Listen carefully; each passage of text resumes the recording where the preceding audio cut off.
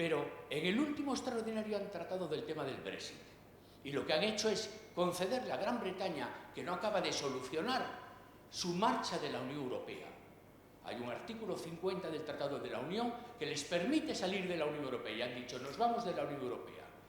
Y entonces han llegado a un acuerdo con la Unión Europea. Después de 2 años de negociaciones, han hecho un tratado de salida y han hecho un acuerdo político. El tratado de salida significa que se resuelven los grandes problemas.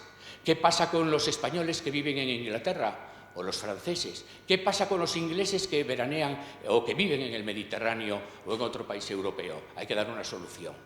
¿Qué pasa con la inversión económica que ha hecho Europa sobre Inglaterra? ¿Cuáles son las deudas que tiene que pagar Gran Bretaña para irse de la Unión Europea? ¿Qué pasa, por ejemplo, con Irlanda, que está dividida en dos? Si va a quedar dividida porque la Irlanda del Norte se sale con Gran Bretaña y la Irlanda se queda en la Unión Europea. ¿Va a haber frontera entre esas dos Irlandas? ¿Lo van a aceptar los irlandeses? Eso tiene que tener una solución y es el Tratado Brexit. Y el Tratado Brexit, que lo aprobó la primera ministra británica, no lo acepta el Parlamento británico. Y la Unión Europea ha dicho, pues os jodéis, o firmáis el tratado o no hay nada que hacer. Os vais a las bravas, y irse a las bravas es imposible porque genera una serie de desajustes tan impresionantes y de perjuicios para ambas partes, pero solo para Gran Bretaña, que nadie quiere, ni siquiera nadie en el Parlamento británico, una salida a las bravas de la Unión Europea. Entonces lo que ha hecho el último Consejo Europeo es darles un plazo de negociación y darles un plazo de espera hasta el 1 de octubre. Pero para eso les obliga a presentarse a las elecciones europeas. ¿Cómo es posible que un país que quiere salirse, que ha presentado la carta de salida, que está negociando la salida, se presenta dentro de unos días a las elecciones europeas para cubrir su grupo de diputados? Pues justamente porque la Unión Europea ha plantado cara. Ha plantado cara y les ha dicho, señores, para que se salgan de la Unión Europea tienen que firmar el Tratado Brexit. Y no lo quieren firmar. ¿Qué pasará el 1 de octubre? Pues probablemente estaremos en las mismas, pero para entonces ya habrá habido unas elecciones europeas y no sabemos si seguirá el mismo gobierno británico. Bien, este es un ejemplo de un país que se ha salido, pero la Unión Europea no es de países que se salen, sino de países que entran. En estos momentos hay una serie de candidatos a entrar en la Unión Europea, bastantes candidatos, que harían una Europa de 34, de 36. Pero, mientras tanto, la Unión Europea sigue con su proceso de construcción política, económica y social. Muchos pensaban, la salida de Gran Bretaña significa que se va a deshacer la Unión Europea. La Unión Europea no se puede deshacer, porque el mundo global tampoco se lo permite. Las expectativas globales necesitan integraciones regionales. Entonces, lo que no sabemos es qué va a pasar de una Gran Bretaña aislada, que no va a poder ir a construir un imperio, porque ahora ya no se puede conquistar la India, ya no se puede hacer un imperio británico, eso se acabó. Estamos en el siglo XXI y no hay más imperios que las potencias que tienen un poder económico, social, humanitario enorme, que son las que hemos dicho y las que vienen para el futuro. Las grandes expectativas, por ejemplo, de crecimiento de población en China, en la India, mientras que en la Unión Europea decrecerá. Fíjense, solamente les voy a dar estos datos de población para que vean en qué mundo nos movemos.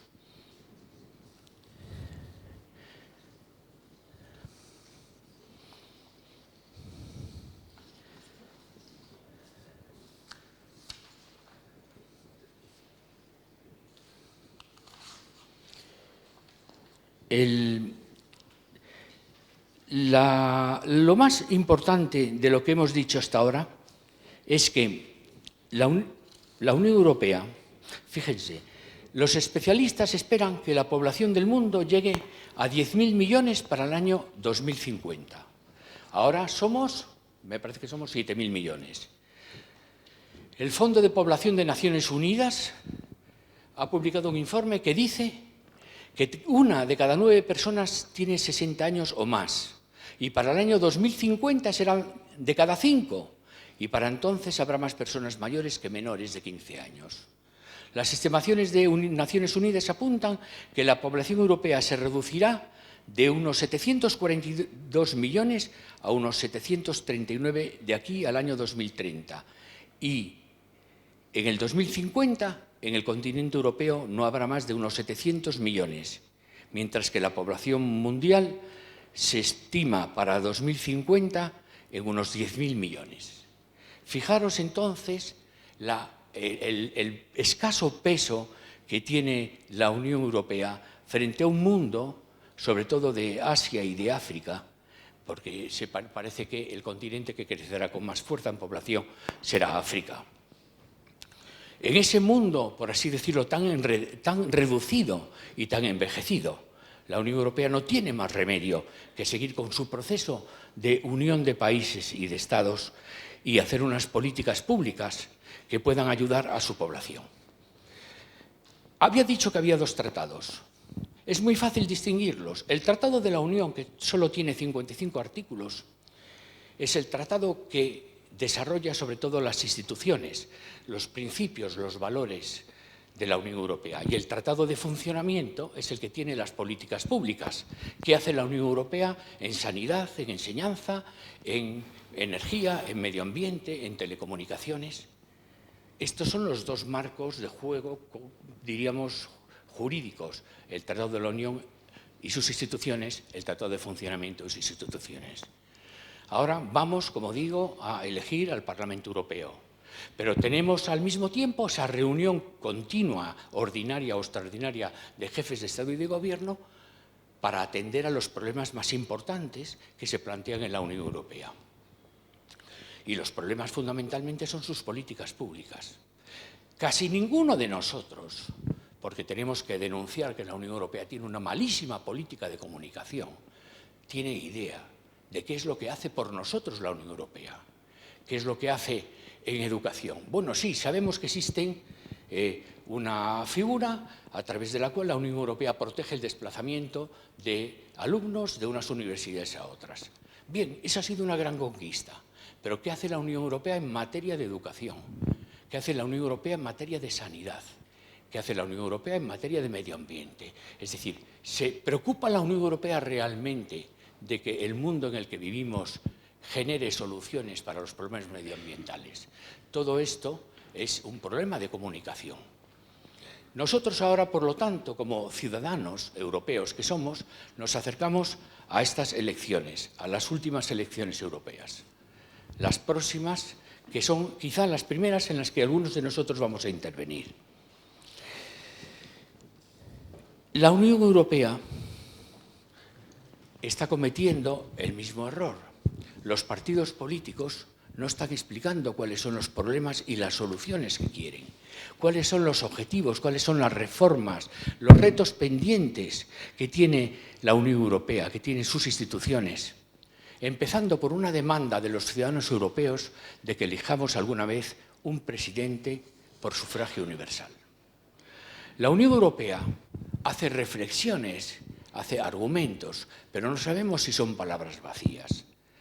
El último documento en el que la Unión Europea decidió hacer una reflexión política sobre su futuro fue con ocasión de celebrar el 60 aniversario de los Tratados de Roma. Y ahí los jefes de Estado y de Gobierno, los dirigentes europeos, se comprometieron a trabajar por una Europa segura y protegida. Es decir, donde los ciudadanos pudieran desplazarse libremente por fronteras exteriores protegidas por una política migratoria eficaz.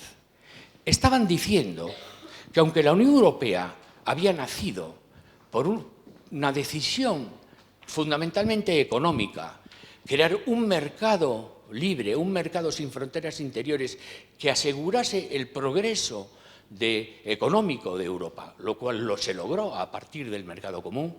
Después de ese contenido económico, la Unión Europea se propuso colocar un contenido político que, entre otros, crease una Europa de la libertad, de la seguridad, de la justicia.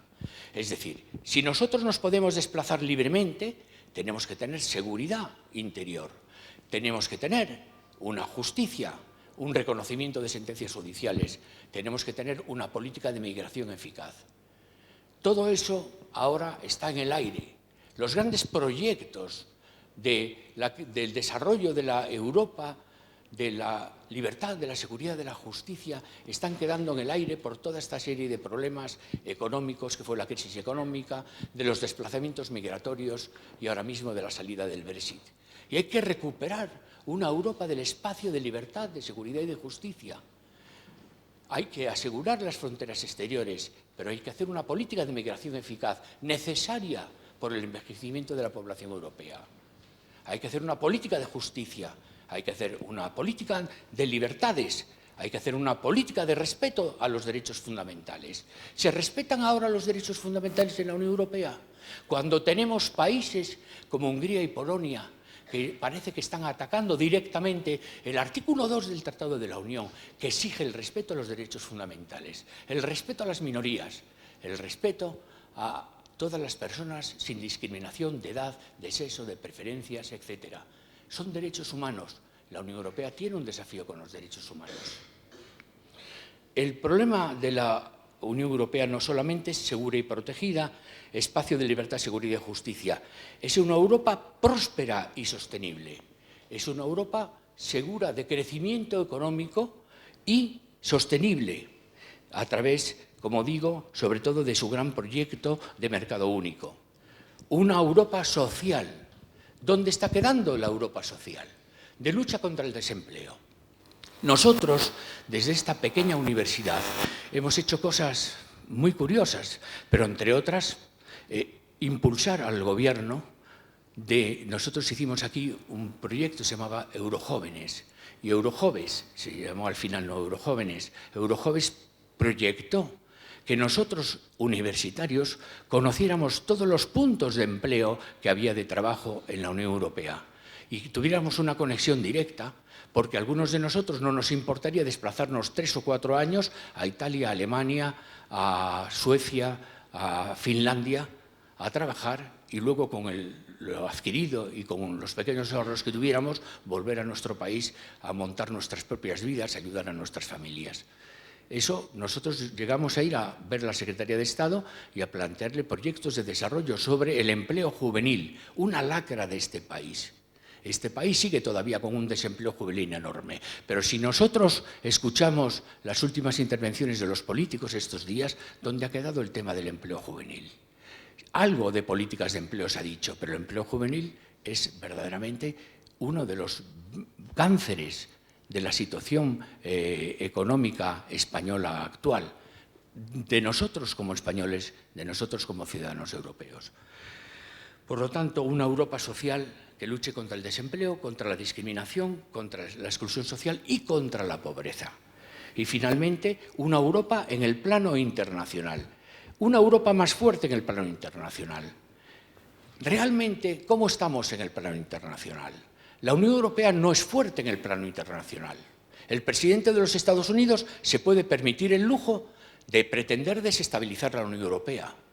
Probablemente no directamente él, pero sabemos que muchos de los dineros que han financiado el Brexit son grandes capitales de Estados Unidos. ¿Les interesan a los Estados Unidos una Europa fuerte, con un ejército, con una voz unida para afrontar los problemas internacionales? ¿Les interesa una Europa próspera, potente, económica y militarmente? ¿Les interesa un armamento europeo, un ejército europeo? Hay dudas. Ni siquiera les interesó una moneda única, pero ya no van a poder contra la moneda única. La moneda única la tenemos nosotros y no va a desaparecer. Pero las fluctuaciones, los problemas, la enorme crisis económica y financiera debida a la falta de instrumentos que perfeccionase la Unión Europea, la Unión Económica y Monetaria, nos colocó en una situación muy débil. Y por lo tanto, yo voy a terminar mi intervención diciéndoos, estimados alumnos, vosotros sois europeos, vosotros conocéis el Tratado de la Unión que estatuye todas esas instituciones, el Tratado de Funcionamiento que articula, que da base jurídica a todas esas políticas públicas gracias a las cuales nosotros vivimos como ciudadanos en nuestros estados, sabiendo además que más de la mitad de la legislación que tenemos como españoles es una legislación europea. Nosotros tenemos que saber cuál es el proyecto de futuro de la Unión Europea. ¿Qué debe hacer la Unión Europea para hacer que esta Europa en la que vivimos y nosotros ciudadanos podamos tener las mayores opciones en el mundo en el que vivimos. Lo primero que habrá que hacer es reformar los tratados. ¿Qué hay que reformar en los tratados? Todo lo que parece débil. Si nuestra unión económica y monetaria es débil, debe fortalecerse para tener una Europa real, poderosa en términos económicos y financieros, que asegure la estabilidad de la moneda, que asegure nuestra situación, que cree una verdadera solidaridad financiera y económica entre los Estados europeos para afrontar una crisis que no deben pagar solo los Estados más débiles. Crear una verdadera Europa solidaria en términos económicos.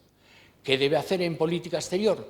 Tener una voz común y articular por fin una política exterior dentro de las políticas europeas, no una política exterior intergubernamental, en donde cualquier país puede estar pactando soluciones ajenas al tema europeo, por ejemplo, en una instancia entre Italia y China o entre cualquier país europeo y otra de las grandes potencias. Este podía ser un deseo de los Estados Unidos, del presidente Trump, pero no es bueno para la Unión Europea. Tiene que haber una unión, una voz común en política exterior. Y, por lo tanto, hay que recorrer el camino para construir una política exterior que esté dentro de las políticas de la Unión Europea. Para eso ya hemos dado grandes pasos. Tenemos una representación exterior, tenemos una figura al frente de la política exterior. Lo mismo en defensa. No nos queda más remedio que tener una política de defensa sólida con un armamento europeo, con un ejército europeo. Son desarrollos que hay que hacer del tratado. Podríamos estar hablando así de cada una de las políticas en materia de cultura, de educación, de investigación, en materia de sanidad, en materia, desde luego, de empleo, en materia de medio ambiente, en política energética, una solidaridad energética que ya se creó en el Tratado de Lisboa, con respecto a que hay países que tienen una gran dependencia energética. Cuando la presidenta de Alemania, cuando la canciller de Alemania, Merkel, sonríe a Rusia, es porque tiene una dependencia energética de Rusia y no puede prescindir de ella. Una solidaridad en términos energéticos está gestada precisamente para evitar un colapso por nuestra dependencia energética. Nosotros, españoles, dependemos absolutamente en términos de energía. No solo de petróleo, en energías alternativas que todavía no han sido desarrolladas potencialmente por una Unión Europea y por unos Estados que tienen que caminar ese territorio que nos lleva hasta la salvaguarda de nuestro planeta. Así podríamos hablar muchas veces, pero esta es la conciencia que tenemos que tener nosotros. ¿Qué podemos hacer por una Unión Europea a la que pertenecemos? Porque por encima de todo, nosotros somos ciudadanos europeos. Muchas gracias por vuestra atención.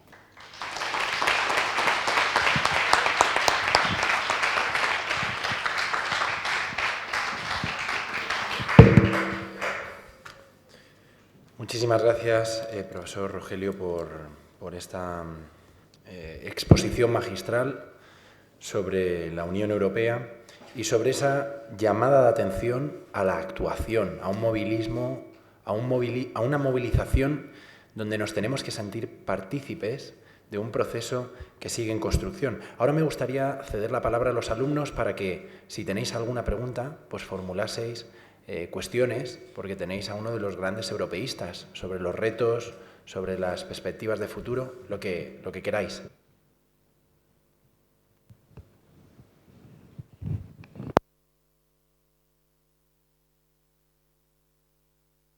Seguro que hay alguna pregunta.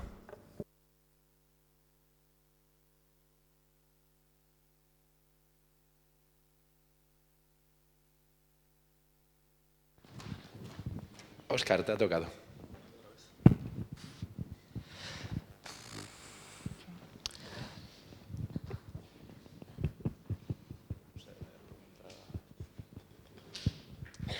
Bueno, mi pregunta en cuanto a relación a la educación, como ya ha comentado usted, señor Rogelio, siempre ha estado diciendo a los ministros de educación de los diferentes tipos de gobiernos que implementase sobre todo la educación sobre la Unión Europea.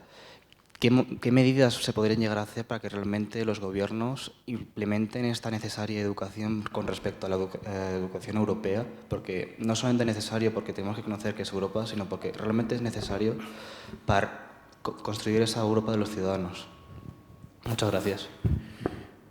Es imposible, porque desgraciadamente los políticos son ante todo políticos. Y desgraciadamente cuando llegan al poder, muchas de sus decisiones quedan en el aire. Yo no solo he hablado con Íñigo Méndez de Vigo, que fue ministro de Educación con el gobierno de Rajoy, y que es un magnífico amigo y un magnífico europeísta, y sabe de sobra que tenía que hacer un esfuerzo para la formación en Unión Europea. Y creo que Julio y yo estuvimos con él una vez en el Casino de Madrid y nos dijo, oye, presentarme un proyecto, pero con esos papeles se limpian el trasero. ¿Por qué se limpian el trasero? Porque están en otros mundos. Pepe Borrell, que es ministro de Asuntos Exteriores y probablemente pueda ser miembro del Gobierno europeo, no sé si ministro de Exteriores europeo todavía, en función de las circunstancias y de las próximas elecciones, Borrell es un magnífico europeísta, es uno de los hombres más inteligentes, independientemente de que estemos de acuerdo políticamente o no con él. Y sabe perfectamente, mucho antes de ser presidente del Parlamento Europeo, la necesidad de que este país tenga una formación en Unión Europea, porque sabe que no existe y, sin embargo, no lo hacen. Y el Rajoy se comprometió, y Zapatero se comprometió, nosotros hablamos con Zapatero, pero es que luego llegan al gobierno y tienen otras cosas que hacer. No sabemos qué tienen que hacer, pero lo que sabemos es que la palabra de un político no es fiable. La presión la tendríamos que hacer nosotros como ciudadanos. ¿Por qué la tenemos que hacer nosotros como ciudadanos o cómo? Demostrando que tenemos interés en la Unión Europea. Porque al fin y al cabo, ¿quién tiene interés en votar en el Parlamento Europeo si no tiene ni puñetera idea de qué es lo que se está jugando y quiénes son los actores? Es que no conocemos a los actores, pero ya ahora mismo hay unas encuestas que nos dicen quién va a ganar en la Unión Europea. O sea, ¿cómo van a ir los resultados finales? Se sabe claramente qué va a tener cada uno de ellos. Hay un cálculo aproximado de qué va a tener el Partido Popular Europeo, si son 160 diputados, cuántos van a tener cada uno de los grandes grupos políticos con respecto a esta elección de 751 escaños. 180 se le dan al Partido Popular, 149 a socialistas y demócratas, 76 a Alianza de Liberales. Al grupo de conservadores y reformistas se le da 66 escaños. A la Europa de las naciones y de la libertad, que es el euroescepticismo duro, la política de extrema derecha, nacionalismo, populismo, se le da 66 diputados. Ya están repartidos los escaños y nosotros, ¿qué estamos haciendo? ¿Cuáles las opciones que nos han ofrecido? No las conocemos, ninguno de nosotros las conoce, pero tampoco creo que las conozcan los políticos. Hay un político en España que haya dado una demostración curiosísima de lo que le importan las elecciones al Parlamento Europeo. Iba al número 5 por su partido, que era el que iba a tener más escaños, y de pronto se ha ido a otro partido para ir al número 13 al Parlamento de Madrid. Esto no tiene sentido común. Solamente por pasar de un día a otro de estas dos opciones, lo que demuestra es que de europeísmo tenía cero y de interés político nacional tendrá el que tenga. Pero en todo caso es un oportunismo inaceptable porque no podemos estar en esa situación. Cuando te presentas al Parlamento Europeo estás defendiendo ideas europeas de un mundo que tienes que conocer. Desgraciadamente, ese es vuestro futuro. No es nuestro futuro, desgraciadamente, como digo, pero es vuestro futuro. Vosotros tenéis que asumir conscientemente que sois ciudadanos europeos. Nosotros lucharemos para que el próximo ministro de la coalición que salga o del Partido Socialista haga esa reforma de formación de la Unión Europea, porque la necesitamos realmente. Si vosotros al principio de esta intervención os hubiera preguntado qué tratados están vigentes, no lo hubierais sabido, la mayoría, pero tampoco creo que lo sepan en muchos espacios, incluido el Congreso de los Diputados. Y así estamos, participando en una Unión Europea en donde lo que verdaderamente vale la pena es vuestra presencia aquí. Esto es lo que vale la pena. Muchísimas gracias, Rogelio. ¿Alguna cuestión más entre los jóvenes y estudiantes? Ahora mismo tenéis historia viva de la Unión Europea. Podéis aprovechar, que luego en mis clases, bien que preguntáis. Sobre el Brexit, sobre el espacio de libertad, seguridad y justicia, Rogelio ha trabajado muchísimo. Podéis preguntar sobre la crisis migratoria, podéis preguntar sobre cualquier tema de la Unión Europea que hoy es candente. Las fronteras, el otro día, sin duda ninguna, una de las cuestiones, Rogelio, le preguntaban en el debate qué opinaba de la política migratoria y por qué tenía el hambre de concertina, un gobierno que había comentado que lo criticaba y criticaba también las devoluciones en caliente y salió por la tangente aludiendo a que había una cuestión que debía ser resuelta en un tribunal y que no lo supo decir ni bien el nombre y que estaban buscando otros métodos para proteger mejor la integridad de los migrantes, pero mientras tanto las concertinas estaban ahí. Yo te pregunto, ¿por qué ninguno de los políticos nacionales responde ante estos retos con altura de miras y da a entender de que esta es una cuestión que debe ser abordada en el ámbito europeo? Es decir, esta política migratoria debería ser una política migratoria de la Unión y no una política de España, de Italia, de Francia o de cualquier otro Estado. Han creado fronteras porque había que crearlas. El espacio europeo es un espacio sin fronteras interiores, pero sí con fronteras exteriores.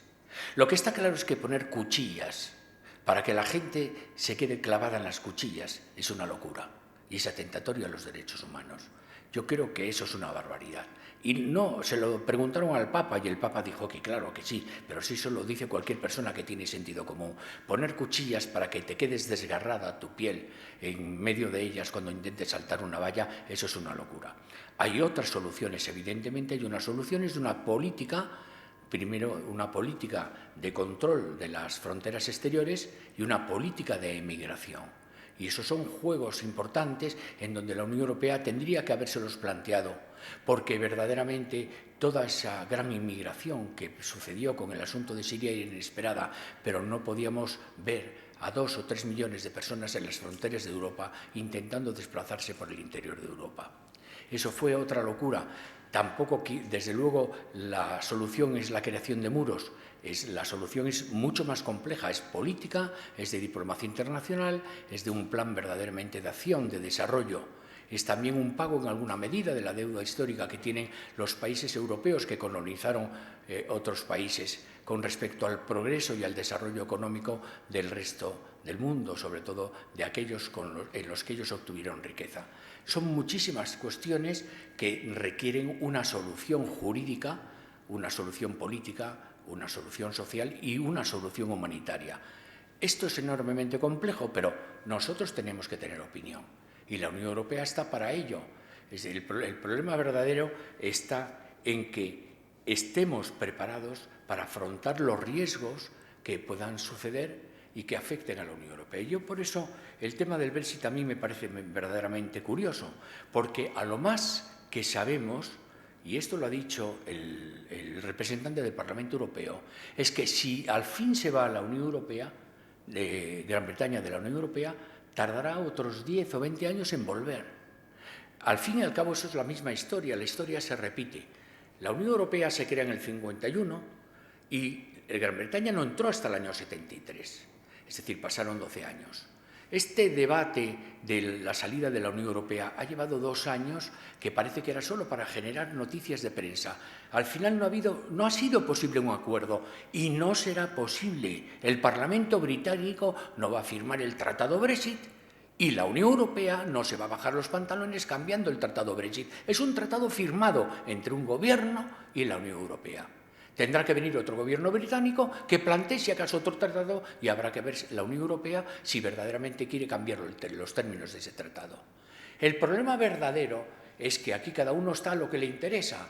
Gran Bretaña quiere un tratado comercial y eso está en el acuerdo político. Y eso sí le interesa, pero el acuerdo político no se implementará hasta que no se firme el tratado. El tratado hay que firmarlo y hay que dar una solución. Yo tengo una hija en Londres desde hace 7 años y no sabe al final si va a ser admitida en listas o no, aunque se dice que los que tienen 5 años no sé qué. Es una situación enloquecida, pero tienen derecho esos ciudadanos europeos a estar protegidos por la Unión Europea y la Unión Europea exigir a Gran Bretaña que el tema de los ciudadanos británicos que viven en los países europeos y los europeos que viven en territorio británico se solucione. Si no lo quieren solucionar, no hay solución. Bien, por las bravas. Por las bravas es tremendamente doloroso. Sabe Gran Bretaña que no puede haber un Brexit duro. Y así estamos. Estamos sin solución. ¿Qué va a pasar después del 1 de octubre? Si yo os preguntase que levantéis la mano los que creéis que al final la Unión Europea, Gran Bretaña se saldrá de la Unión Europea. No sé cuántos habrá. Y si pido lo contrario, tampoco. Pero nosotros, Julio y yo, ¿qué pensamos? ¿Va a salirse o no? Terminar saliendo. ¿Pero va a aceptar el Parlamento Europeo el Tratado Brexit? El Parlamento británico no. No. Si no lo va a aceptar, entonces ¿cómo va a salir? ¿Por las bravas? Si sale por las bravas, ¿qué es lo que sucede? Pues que hay una disrupción en todo tipo de órdenes y genera realmente un conflicto con su socio tradicional, que ha sido Europa por excelencia. O sea, va a tener verdaderos problemas a la hora de mantener relaciones comerciales, para permitir el paso de personas, para tramitar. Vamos a ver, ayer se decía que Escocia quiere unas elecciones porque Escocia votó permanecer en la Unión Europea con un 67%. Puede salirse Escocia del gobierno británico en segundo lugar. ¿Tú crees que es posible poner una frontera en Irlanda? ¿Van a aceptar los irlandeses que haya una frontera otra vez? De hecho, ha vuelto el IRA de nuevo y ya hay víctimas mortales, porque otra vez el terrorismo... ¿Cómo se llama la chica que mataron? La periodista, no recuerdo ahora el nombre. Tira o algo así. Sí. Es increíble, ha vuelto la violencia en Irlanda. ¿Pero por qué? Porque no van a aceptar una frontera. ¿Qué es el horizonte final de Irlanda? La unión de las dos Irlandas. Y eso lo sabe perfectamente el gobierno británico. Es imposible que no se apueste por la unión de las dos Irlandas y que Irlanda sea otra vez una nación. ¿Y eso qué significa? ¿La disolución de la Gran Bretaña? Bueno, no, los problemas reales de la Gran Bretaña. ¿Cuál es la respuesta final? Yo no lo sé, yo no estoy seguro que al final salga a la Unión Europea. No estoy seguro. Y si sale, espero que un gobierno laborista posterior vuelva a pedir la entrada. Es decir, esta reflexión la sabéis vosotros ya mejor que los periodistas, pero tenéis que hacer una cosa, por favor. Cogeros el Tratado de la Unión en funcionamiento y convertiros en verdaderos europeos, ir a votar a las elecciones no en clave nacional, sino a través de algo que habéis leído, de que unos quieran hacer cosas que os convencen mejor que otros. Eso es la verdadera democracia.